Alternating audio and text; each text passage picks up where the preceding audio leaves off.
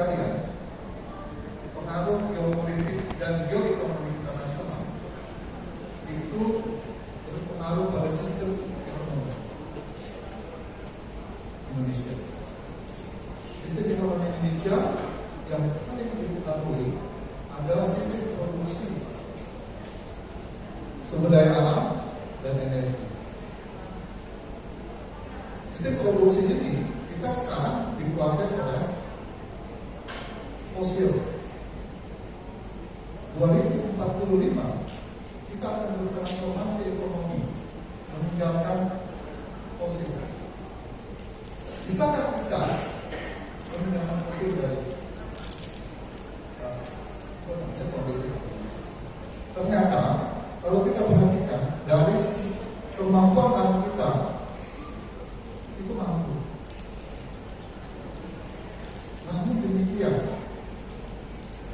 Namun demikian, sektor pertanian ini belum dilihat sebelah mana. Kita masih kalah. Kita masih kalah dengan sektor lain. Kalau sudah ada PSN, program strategi nasional, dalam tahun pertanian pinggir. Ada program tanam batubara, tanam emas, pertanian pinggir. Padahal kami membuat analisis metalim, nilai ekonomi pertanian itu bisa 300 sampai 400 triliun. Kalau berbanding dengan tambang batubara, dia hanya sekitar 200 sampai 300 triliun. Namun demikian, lahan kita itu masih sekitar 15 sampai 40% kita manfaat. Nah, sudah lahan kita terbatas, terjadi lagi alih fungsi lahan, penguasaan lahan. Nah, inilah yang mau kita inisiasi di Ilmu Pangan. Bagaimana sistem peraniti? Apakah kita diam-diam saja? Bukan? Apakah kita selalu diminta untuk degradasi lahan? Lahan kita terdegradasi secara legal, Pak. Bapak dan Ibu sekalian, saya tahu kita lahan kita terdegradasi secara legal, dilindungi oleh undang-undang. Tambang batubara habis, industri habis, jalan tol lewat habis. Nah, kita disuruh ngapain? Gitu kan? Nah, itulah kira-kira latar belakang kenapa kami berinisiasi untuk kita lakukan itu. Posisi kita di mana sekarang?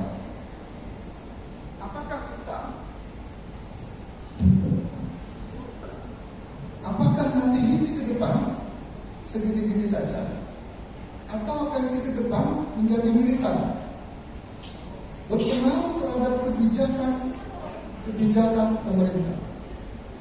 Lalu kita melihat amanat Undang-Undang Dasar 45 pasal 33 ayat 2 bahwa pembangunan itu ya produksi menyangkut harkat orang banyak dikuasai negara. Pertanian menyangkut harkat orang banyak. Tetapi adakah satu undang-undang yang menetapkan bahwa pertanian adalah komoditi strategis? Sekian banyak undang-undang, tidak ada satu pun yang menetapkan undang-undang pertanian adalah komoditi strategis.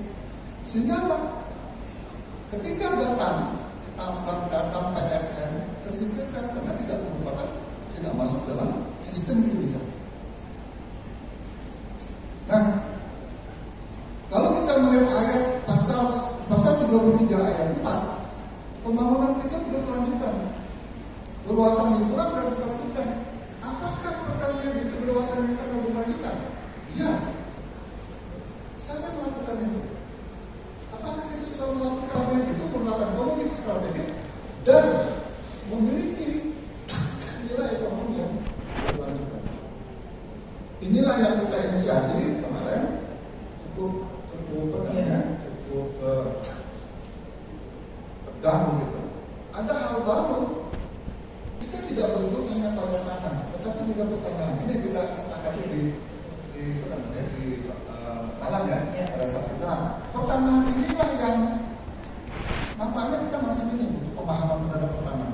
Pertanian itu menyangkut kebijakan. Undang-Undang 560 wajib hukumnya untuk menjaga kesuburan tanah.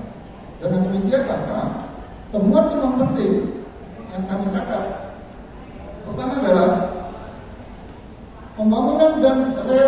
definisi beberapa perspektif. Yang pertama adalah kebijakan pertanahan, perkembangan kebijakan pertanahan. Pertama, definisi perspektif tanah. Tanah di dalam Undang-Undang 560 adalah yang di bawah, di atas, di permukaan dan di atas. Nah, berarti yang di bawah itu masuk persepsi tanah. Selama ini kan kita bisa lihat tanah di permukaan, pada tanah juga di atas. Nah, ini yang kita definisikan kembali nanti bagaimana persepsi keberagaman pendekatan untuk kriteria ekosistem, ya, seperti wilayah pembangunan, kawasan-kawasan. Kita punya 9 kawasan: hutanan, pertanian, industri, pertambangan. Ketika kita mengolah pertanian untuk pangan, itu tidak bisa masuk ke kawasan hutanan. Padahal kalau kita melihat Undang-Undang 18, pangan itu berada di semua kawasan. Pangan itu berada di semua kawasan. Itu Undang-Undang 18. Tetapi di hutanan tidak bisa. Ketika rakyat kita menanam di kawasan hutan, kenalah PPKM, gitu kan? Nah, ini juga mesti. Yang kedua adalah penataan dan penguatan kelembagaan. Kalau kita melihat sistem kelembagaan, kalau berdasarkan undang-undang, maka Kementerian ATR adalah merupakan panglima dari semua pengelolaan tanah dan pertanian. Namun demikian, Menteri ATR itu nggak punya gigi, nggak punya kewenangan apapun. Hanya bisa menata lahan adalah di kawasan di luar dari kawasan hutanan. Kawasan hutanan bisa nggak bisa Menteri ATR. Harus berpasang kawasan, harus. Padahal ketika pertambangan ingin membuka pertambangan di kawasan hutan, bisa dilakukan namanya izin pinjam pakai kawasan PPKH. Padahal di PPKH itu sudah melanggar peraturan. Bisakah pertanian menanam pangan di kawasan hutan? Kalau ada perusahaan harus kerjasama dan lain-lain. Sehingga dari sisi aspek kelembagaan, sistem koordinasi kelembagaan itu masih belum. Sehingga terjadi kerusakan lahan di kawasan-kawasan lainnya, itu tidak bisa diantisipasi oleh kementerian. Nah, ini sistem kelembagaan yang mungkin nanti di dalam pembahasan selanjutnya, ini yang perlu kita angkat mungkin menjadi pembahasan bagaimana tanah dan pertanian. Konstruksi hukum dan kebijakan. Dulu kemarin, pertanian itu masuk dalam satu sistem perundang-undangan di mana komoditi pertanian adalah merupakan komoditi strategis berdasarkan amanat konstitusi karena seperti 45. Kita punya lebih dari 10 undang-undang pertanian, tidak ada satupun yang menetapkan undang-undang bahwa komoditi pertanian itu adalah komoditi strategis. Kita punya undang-undang 18 pangan, tidak ada satupun klausul yang menetapkan bahwa pangan adalah komoditi strategis. Kita dituntut untuk kedaulatan pangan. Saat ini berapa? 27. Catatan Pak Dr. Gigi, ada 27 provinsi kita sudah kesulitan pangan. Padahal kita bisa mampu. Saya pikir semua pakar tanah di sini sudah mumpuni semua untuk bagaimana kesuburan tanah, bagaimana meningkatkan kesuburan tanah, bagaimana bisa memproduksi, meningkatkan produktivitas tanah.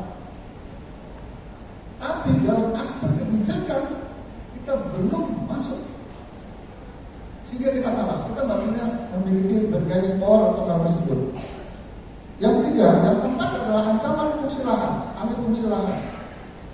Tadi sudah kita jelaskan bahwa ada PSN pakai karpet merah lewat tambang pertanian. Ada tambang batu bara lewat tambang. Ada jalan tol, ada kereta api dan lain-lain lewat tambang. Yang menderita siapa? Problem kondisi lahan selanjutnya adalah ketika kerusakan hutan yang dilakukan oleh PBS, perusahaan-perusahaan besar swasta berdampak kepada perubahan iklim.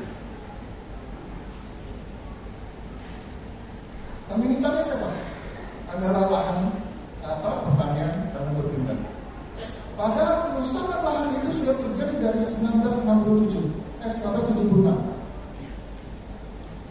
Pak Kundarto diberi tugas untuk perubahan iklim. Apa? Proklim. Di sana yang merusak iklim, kita disuruh menyesuaikan. Kita suruh mikir keras terhadap kerusakan hutan. Kita tidak pernah untuk berusaha untuk mengembalikan kawasan yang sudah terdegradasi menjadi kawasan yang memang nanti menjadi hijau. Kami berhitung untuk Kaltim saja untuk menjadikan kembali ke hutan itu butuh 7.000 triliun, Pak. 7.000 triliun. Kalau eks tambang itu kita butuh 40.000 triliun. Kira-kira benar ini Pak. Nah ini yang sudah kami evaluasi, ya, itu sudah dikurangi dengan dana reboisasi, dana reklamasi. Udah kita masih kekurangan. Kalau itu harus kita 40 triliun ya. Nah, bagaimana dengan tanah-tanah marginal yang sudah dieksplorasi di kawasan hutan?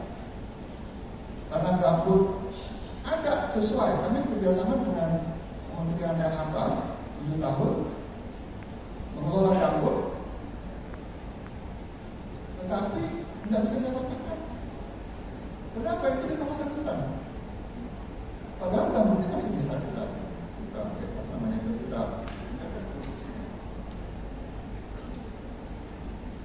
temuan selanjutnya adalah evaluasi kegagalan program. Kemarin Bu Neno, kegagalan food estate di Kementerian Pertanian dan Keamanan, kegagalan program pertanian di tempat-tempat lain. Ini fakta yang kita temukan di dalam produk. Yang terakhir adalah pengembangan. Nah, ini semua nanti ujungnya adalah pengembangan pendidikan yang utama. Iya, betul. Iya. Ini mungkin nanti Pak Mukolis. Pengembangan kurikulum, pengembangan lulusan.